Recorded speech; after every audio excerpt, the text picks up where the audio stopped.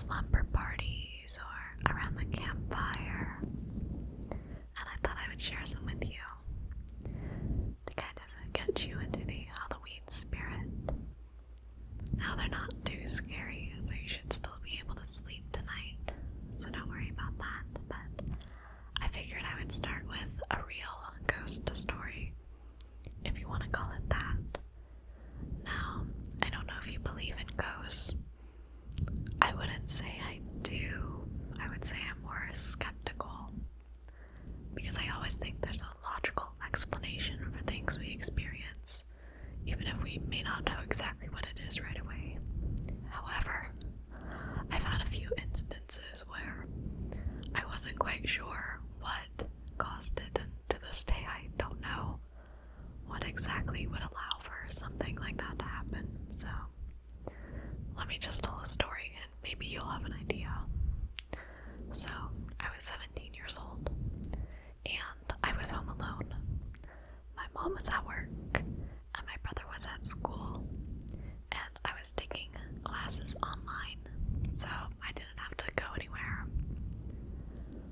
So I go and I take a shower, and when I'm done and I get out of the shower and I'm drying off, I hear a tapping on the door, and it wasn't low on the door, like where maybe a dog could tap on it, but it was up high, and I just hear.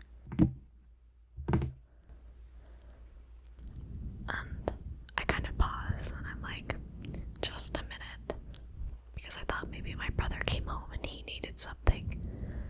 So I didn't get a response, and I just ended up getting dressed, and I opened the door kind of quickly, expecting my brother to be there, and he wasn't. And so I'm like, oh, that's weird, he must have gone back to his room. And so I go over to his room and I knock on the door. Knock, knock, knock. And I don't get a response, and I see from underneath the crack in his door his lights are off, and I'm like, maybe he's just hiding in there. Maybe he's trying to scare me. So I slowly open his door, and he's not in there. And I go, huh, that's a little odd, but whatever. So I go over to my room, and from my window in my room I can see the driveway. And I was maybe expecting to see, I don't know, somebody else's car in there, maybe my brother's or my mom's. But I peek out and it's just my car in the driveway. Nobody else. Nobody's parked in front of the house either. So now I'm a little scared, you know, I'm home alone, and there was definitely a, like, intentional tap. It wasn't like the sound of, like, pipes or anything, or, you know, the water falling from the shower head, which, you know, sometimes it'll drip after you turn off the shower, but it wasn't that. It makes a very different sound. This was an intentional, repetitive tap. Anyways, I go around, because now I'm, like, freaked out, and all the doors are locked, all the windows are locked, and I'm like, that wasn't normal. And I got out of the house, honestly. I was like, I'm just gonna go to the store and just kind of like, not loiter, but loiter until like somebody comes home, because I don't know what caused that tap. I still don't know what made that tapping sound after all this time, because I guess my other thought would be like, was it an intruder? I don't know. I still get creeped out thinking about it to this day. I have other stories kind of like that with that house, so I don't know. But I figured now I could tell just some of the ghost stories I heard as a kid. So the first one is a classic, and it's called The Hook. So it starts with this girl. Let's call her, oh, I don't know, Tiffany. So Tiffany is watching the news one morning and sees that somebody has broken out of an asylum, some crazy deranged serial killer. She's like, oh, well, that's creepy, but whatever.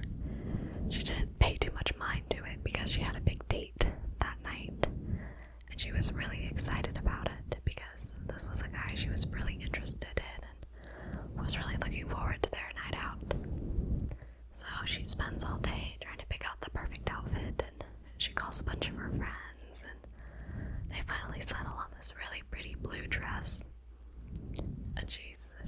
loves it. She's excited. So, anyway, she gets ready. And that night, her date picks her up. And they go out, driving around. They drive around for a while. It's a kind of rainy, foggy kind of fall night, but it's kind of charming in its own way, you know?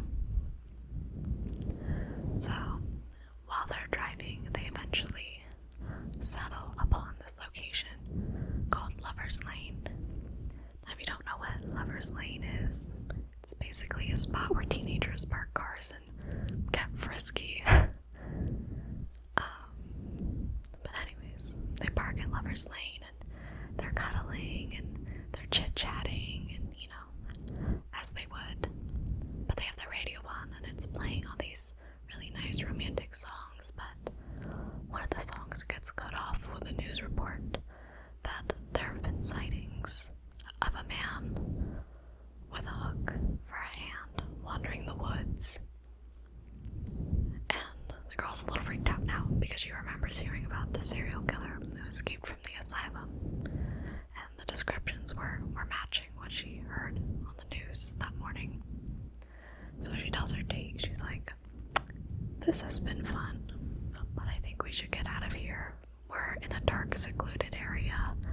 There's, you know, if anybody's gonna get hit with a hook man hand, it's gonna be us. We should go." And he's like, "No, babe, don't worry about it." He's like, "We're fine.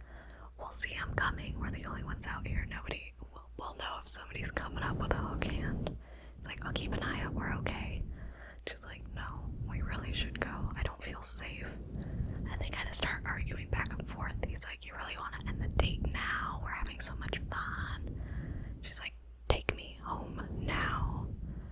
And he's just frustrated. He's like, "Fine." And he drives away really quick because right before that, they kind of heard some rummaging in the bushes and she's starting to get freaked out. And it almost felt like, she couldn't tell if it was just from fighting, that the car almost felt like it was shaking.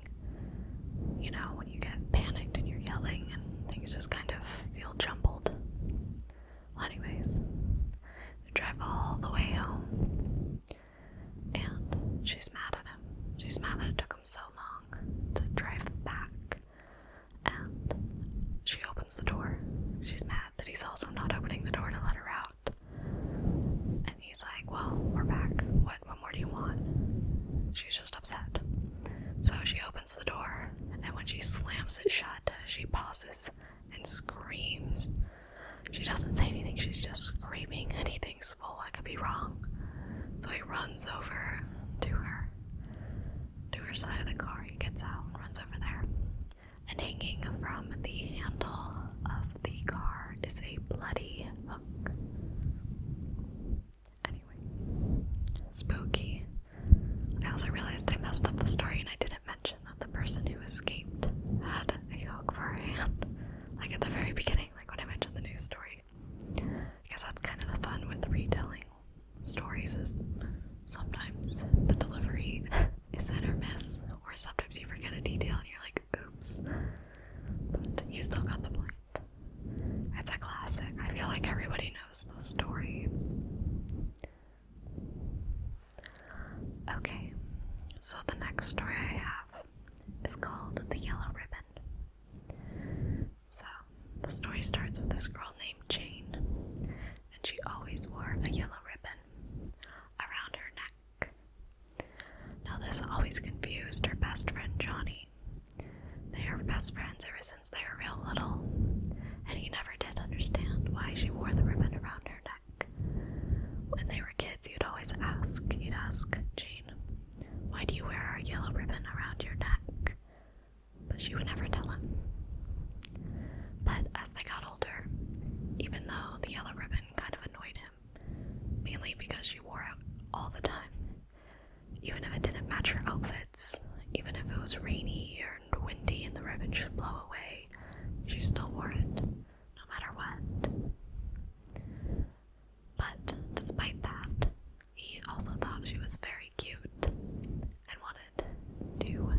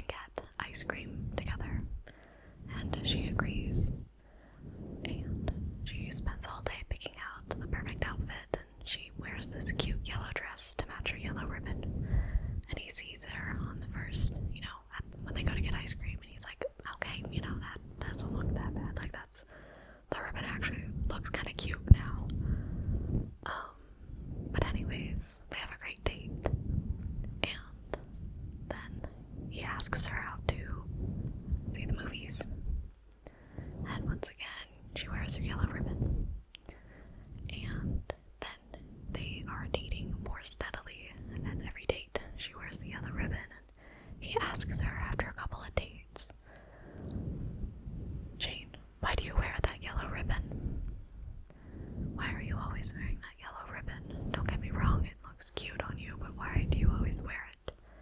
She tells him, I'll tell you someday, but not today. He's like, okay, fine. Anyway, time goes on, and before they know it, they're engaged. And on their wedding night, well, the night after they get married, he asks her again. He's like, Jane, now that we're married, will you tell me why you wear that yellow ribbon around your neck? But once again, she dodges the question and she says, no. He's like, let's not worry about that tonight. Someday, but not today. He says, fine. Like, alright. Anyway, the years start flying by and they have children and they move and they change jobs and they just go through life. And at this point, the years have flown by. They're both really old, and Johnny kind of realizes he stopped asking about the yellow ribbon. You know, they've gone all this time, and the kids never even asked about it, just because it was part of their mom, and they never questioned it. So he asks again, and he says, Jane, why do you wear that yellow ribbon around your neck? She says, I'll tell you soon, but not yet. At this point, he's kind of excited. He's like, okay, I've waited my whole life to know why you wear this yellow ribbon. But he waits a little longer. Soon, Jane gets very sick. And when she's in the hospital, he comes to visit, and he holds her hand and is gently petting it.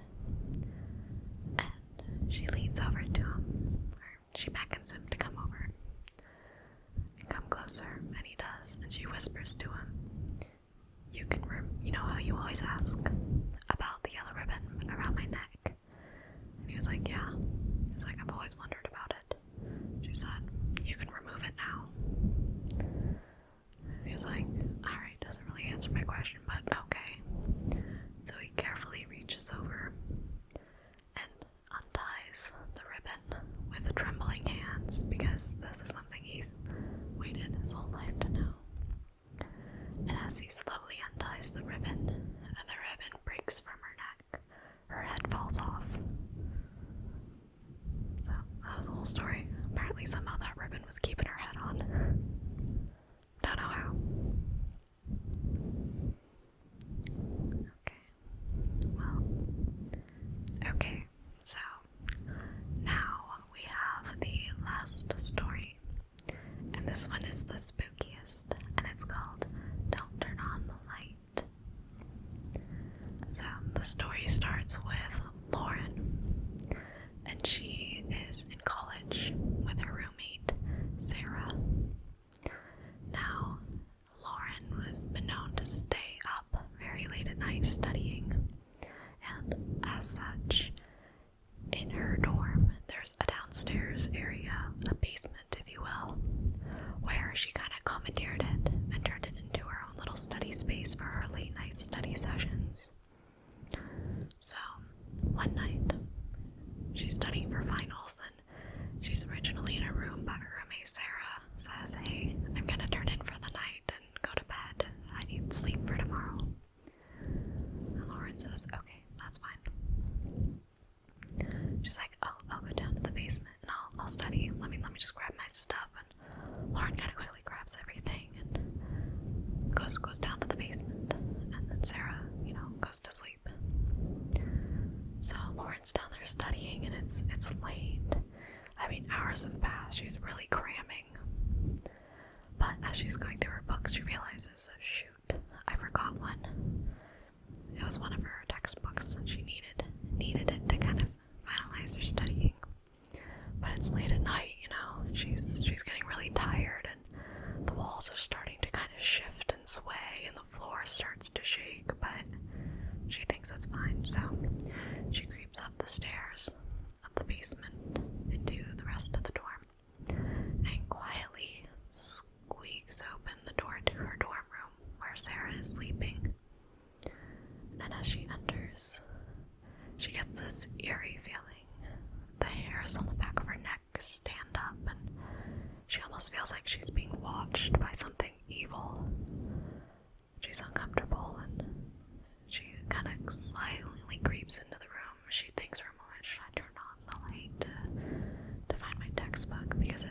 black in there. It's dark as the night. So she kind of feels her way along the wall and finds where her desk is. She notices this weird, like a metallic smell. She's like, either I'm like just really tired or, Sarah just left out a bunch of pennies. I don't know, but there's this weird metallic smell, but she just chalks it up to being tired. And as she grabs her book, she notices this odd dripping sound. She thinks, great, not only are there all these finals, but now our faucet is leaking again, and I'm gonna have to call maintenance, but she thinks nothing of it. And as she leaves, she hears this Sarah breathing really heavily. Her back is turned to the room, and she's ready to leave, but she can tell Sarah's breathing really heavy, almost like she'd been running. And Lauren starts to feel kind of bad. She's like, well, it's a good thing I didn't wake her up. She must be getting sick or something for her to be breathing that way. But she thinks nothing of it and goes downstairs and finishes studying. Well, she falls asleep in the basement. And eventually she wakes up. And it's early, but it's so not late that she is gonna miss a test. That would be the real scary part. Missing a final. No, so she goes back up the stairs into the dorm. And when she opens the door to her room, she stands there and pauses, just starts screaming. Because what she sees is her roommate Sarah laid out on the bed with her neck slit open and blood everywhere. So much blood that it's dripping off of the leg of Sarah onto the floor. And other people hear this screaming and they open the doors and they run in. They run over to Lauren and they ask, what's wrong, what's wrong? And one of them looks in, and at the same time, Lauren points her finger up at the wall. And above Sarah's bed, written in her blood, is, aren't you glad you didn't turn on the light? That would be terrifying. Well, I hope you liked the scary stories with the sound of rain.